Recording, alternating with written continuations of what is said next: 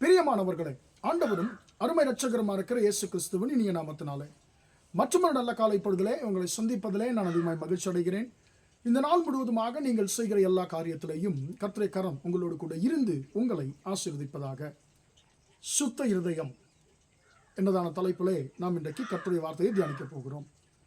இந்த சுத்த இருதயம் எதற்காக நமக்கு தேவை, இந்த சுத்த இருதயம் இருந்தால் நமக்கு என்ன ஆசீர்வாதங்கள் கிடைக்கும் என்று சொல்லி நாம் இன்றைக்கு கர்த்தருடைய வார்த்தையை தியானிக்க போகிறோம். அன்பான தேவனுடைய பிள்ளைகளே, நாம் ஒரு வீட்டிற்கு செல்லும் பொழுது நாம் ஒருவேளை தேநீர் குடிக்க வேண்டிய ஒரு சூழ்நிலை ஏற்படும் என்று சொன்னால், அல்லது தண்ணீர் குடிக்க வேண்டியதான சூழ்நிலை ஏற்படும் என்று சொன்னால், நாம் குடிக்கக்கூடியதான பாத்திரம் சற்று அசுத்தமாக இருக்கும் என்று சொன்னால், அந்த கோப்பையோ அந்த பாத்திரமோ ஒருவேளை அசுத்தமாக இருக்கும் என்று சொன்னால், நம்ம என்ன செய்வோம், அது கொஞ்சம் சுத்தமான ஒரு கோப்பையில் தண்ணியை தாங்க என்று சொல்லி நாம் என்ன செய்வோம், அதை நாம் குடிக்க மறுத்து விடுவோம். ஏன்னு சொன்னால் அந்த கோப்பை அசுத்தமாக இருக்கிறது.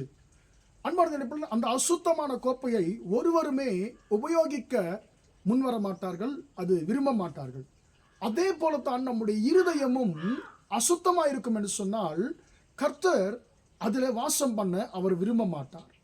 அன்பார்ந்த பிள்ளைகளே, எனவே நம்முடைய இருதயம் எப்படி இருக்க வேண்டும் என்று சொன்னால் சுத்தமுள்ளதாக, நம்முடைய இருதயம் சுத்தமான ஒரு இருதயமாக இருக்க வேண்டும் என்று சொல்லி கர்த்தர் விரும்புகிறார். சங்கீதங்களின் புஸ்தகம் 51 சங்கீதம் 10 வசனத்திலே தாவீது ஆண்டவரை பார்த்து கேட்கிறார், தேவனே சுத்த இருதயத்தை என்னிலே சிருஷ்டியும் என்று சொல்லி அவர் கேட்கிறார்.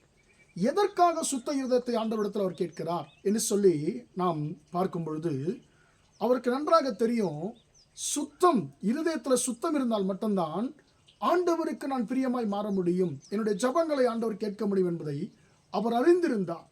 ஏன்னு சொன்னால் அன்பான பிள்ளைகளே, 73 சங்கீதம் 1 வசனம் சொல்லுகிறது, சுத்த இருதயம் உள்ளவர்கள் ஆகிய இஸ்ரவேலருக்கு தேவன் நல்லவராகவே இருக்கிறார் என்று சொல்லி.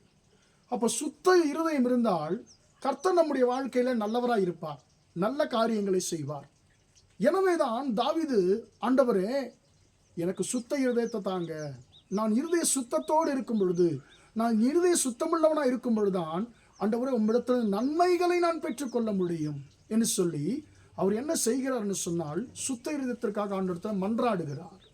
அன்பான புதிய ஏற்பாட்டிற்கு வருவோம் என்று சொன்னால் அங்கேயும் இருதய சுத்தத்தை குறித்து ஆண்டவராகிய இயேசு கிறிஸ்து பேசுகிறார். மலை பிரசங்கத்திலே மத்தேயு 5:8 நாம் வாசிக்கிறோம், இருதயத்திலே சுத்தமுள்ளவர்கள் பாக்கியவான்கள், அவர்கள் தேவனை தரிசிப்பார்கள் என்று சொல்லி ஆண்டவராகிய இயேசுவும் இருதய சுத்தத்தை குறித்து பேசுகிறதை நாம் பார்க்கிறோம். அன்பான தேவனுடைய பிள்ளைகளே, நம்முடைய இருதயத்தை கொஞ்சம் நாம் சற்று யோசித்து பார்ப்போம், நம்முடைய இருதயத்தை பரிசோதித்து பார்ப்போமாக. நம்முடைய இருதயம் கர்த்தருக்கு முன்னதாக எப்படியாக இருக்கிறது? நம்முடைய இருதயம் உண்மையாகவே சுத்தமாக இருக்கிறதா, அல்லது அசுத்தங்கள் நிறைந்ததாக இருக்கிறதா, அல்லது பாதி சுத்தமாயும் பாதி அசுத்தமாயும் இருக்கிறதா என்பதை நாம் யோசித்து பார்க்க வேண்டும். நம்முடைய இருதயத்தை சுத்தமாய் நாம் வைத்துக் கொள்வோம் என்று சொன்னால் நாம் கர்த்தரின் நன்மைகளை பெற்றுக்கொள்ள முடியும். நம்முடைய இருதயம் சுத்தமாக இருக்கும் என்று சொன்னால் நம்முடைய வாழ்க்கையில கர்த்தரோடு கூட ஒரு நல்ல ஐக்கியம் நமக்கு இருக்கும். அன்பான தேவனுடைய பிள்ளைகளே, நாம் கர்த்தரை தரிசிக்க முடியும். எனவே எனக்கு அன்பான தேவனுடைய பிள்ளைகளே, எல்லா ஆசீர்வாதங்களுக்கும் ஒரே ஒரு முக்கியமான ஒரு காரியம் என்னவென்று சொன்னால் நம்முடைய இருதயம் சுத்தமாக இருக்கும் என்று சொன்னால் நம்முடைய வாழ்க்கையும் நம்முடைய எல்லா விதமான காரியங்களும் சமாதானமாக இருக்கும். அன்பான தேவனுடைய பிள்ளைகளே, கர்த்தர் கூட நம்முடைய வாழ்க்கையை பிரியப்படுவார். எனவே எனக்கு அன்பான தேவனுடைய பிள்ளைகளே, நம்முடைய இருதயத்தை கர்த்தர் பார்த்து கொண்டிருக்கிறார், நம்முடைய இருதயத்தை கர்த்தர் பார்த்து கொண்டிருக்கிறாராம். எனவே எனக்கு அன்பான தேவனுடைய பிள்ளைகளே, நம்முடைய இருதயத்தை பார்த்து கொண்டிருக்கிற கர்த்தரிடத்திலேயே நம்முடைய இருதயத்தை ஒப்பு கொடுப்போமாக. ஆண்டவரே, என் இருதயத்தை சுத்த இருதயமாய் மாற்றும் ஆண்டவரே. அப்பா, சுத்த இருதயம் இருக்கும் பொழுதுதான் ஆண்டவரே நீர் எங்களுக்கு நல்லவராக இருக்கிறீர். சுத்த இருதயம் உள்ளவர்களாக நாங்கள் இருக்கும் பொழுதுதான் நம்மை பார்க்க முடியும். எனவே அன்பான ஆண்டவரே, எங்கள் இருதயத்தை உமக்கு பிரியமான சுத்த இருதயமாய் மாற்றும் ஆண்டவரே என்று சொல்லி கர்த்தரிடத்திலே நாம் கேட்போமா? ஜெபிப்போம். பிதாவே, நம்ம நன்றியோடு துதிக்கிறோம், ஸ்தோத்திரிக்கிறோம் ஐயா. இம்மட்டுமாக இந்த வார்த்தைகளை கேட்ட உடைய பிள்ளைகளை நீர் ஆசீர்வதிக்கும்படியா ஜெபிக்கிறேன். ஆண்டவரே, சுத்த இருதயம் அப்பா எதற்கு தேவை என்று சொல்லி எங்களோடு பேசியிருக்கிறீங்க. சுத்த இருதயம் இருந்தால் நீர் எங்கள் வாழ்க்கையில் நல்லவராய் இருப்பீர். சுத்த இருதயம் இருந்தால் ஆண்டவரே உம்மை நாங்கள் பார்க்க முடியும். ஆண்டவரே, நீர் எங்கள் இருதயத்தை பார்த்து கொண்டிருக்கிறீர். எங்கள் இருதயத்தை பார்க்கிற ஆண்டவரே உமக்கு உண்பதாக நாங்கள் சுத்த இருதயத்தோடு இருந்து உம்முடைய ஆசீர்வாதங்களை பெற்றுக்கொள்ளக்கூடிய அந்த கிருபை தருவீராக.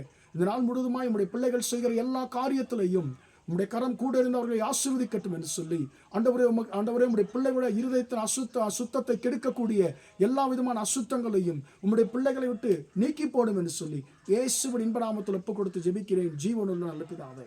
ஆமென் ஆமென். பிரியமானவர்களே, கர்த்தர் உங்களை ஆசீர்வதிப்பாராக. Praise the Lord, praise the Lord.